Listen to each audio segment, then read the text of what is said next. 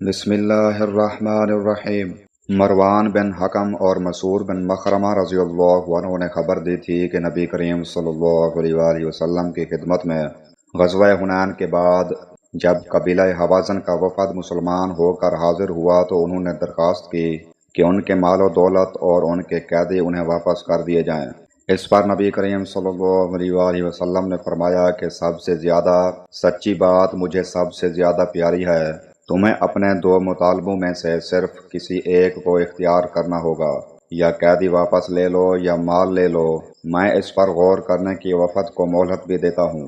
چنانچہ رسول کریم صلی اللہ علیہ وآلہ وسلم نے طائف سے واپسی کے بعد ان کا جعرانہ میں تقریباً 10 رات تک انتظار کیا۔ پھر جب قبیلہ حوازن کے وکیلوں پر یہ بات واضح ہو گئی کہ آپ ان کے مطالبے کا صرف ایک ہی حصہ تسلیم کر سکتے ہیں تو انہوں نے کہا کہ ہم صرف اپنے ان لوگوں کو واپس لینا چاہتے ہیں جو آپ کی قید میں ہیں۔ اس کے بعد رسول کریم صلی اللہ علیہ وآلہ وسلم نے مسلمانوں کو خطاب فرمایا۔ پہلے اللہ تعالیٰ کی اس کی شان کے مطابق حمد و ثنا بیان کی، پھر فرمایا اما بعد، یہ تمہارے بھائی توبہ کر کے مسلمان ہو کر تمہارے پاس آئے ہیں، اس لیے میں نے مناسب جانا کہ ان کے قیدیوں کو واپس کر دوں۔ اب جو شخص اپنی خوشی سے ایسا کرنا چاہے تو اسے کر گزرے، اور جو شخص یہ چاہتا ہو کہ اس کا حصہ باقی رہے اور ہم اس کے حصے کو قیمت کی شکل میں اس وقت واپس کر دیں جب اللہ تعالیٰ آج کے بعد سب سے پہلا مال غنیمت کہیں سے دلا دے، تو اسے بھی کر گزرنا چاہیے۔ یہ سن کر سب لوگ بول پڑے کہ ہم بخوشی رسول کریم صلی اللہ علیہ وآلہ وسلم کی خاطر ان کے قیدیوں کو چھوڑنے کے لیے تیار ہیں، لیکن رسول اللہ صلی اللہ علیہ وآلہ وسلم نے فرمایا کہ اس طرح ہم اس کی تمیز نہیں کر سکتے کہ تم میں سے کس نے اجازت دی ہے اور کس نے نہیں دی ہے، اس لیے تم سب اپنے اپنے ڈیروں میں واپس جاؤ اور وہاں سے تمہارے وکیل تمہارا فیصلہ ہمارے پاس لائیں۔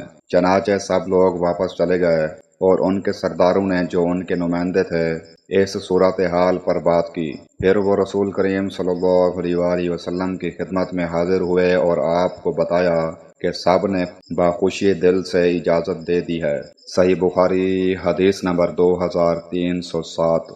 حضرت ابو ہریرہ رضی اللہ عنہ سے روایت ہے کہ نبی کریم صلی اللہ علیہ وآلہ وسلم پر ایک شخص کا ایک خاص عمر کا اونٹ قرض تھا۔ وہ شخص تقاضا کرنے آیا تو آپ نے اپنے صحابہ رضی اللہ عنہم سے فرمایا کہ ادا کر دو۔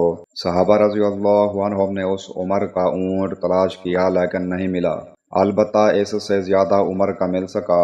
آپ نے فرمایا کہ یہی انہیں دے دو۔ اس پر اس شخص نے کہا کہ آپ نے مجھے پورا حق دے دیا، اللہ تعالیٰ آپ کو بھی پورا بدلہ دے۔ پھر نبی کریم صلی اللہ علیہ وآلہ وسلم نے فرمایا کہ تم میں سب سے بہتر وہ لوگ ہیں جو قرض وغیرہ کو پوری طرح ادا کر دیتے ہیں۔ صحیح بخاری حدیث نمبر 2305۔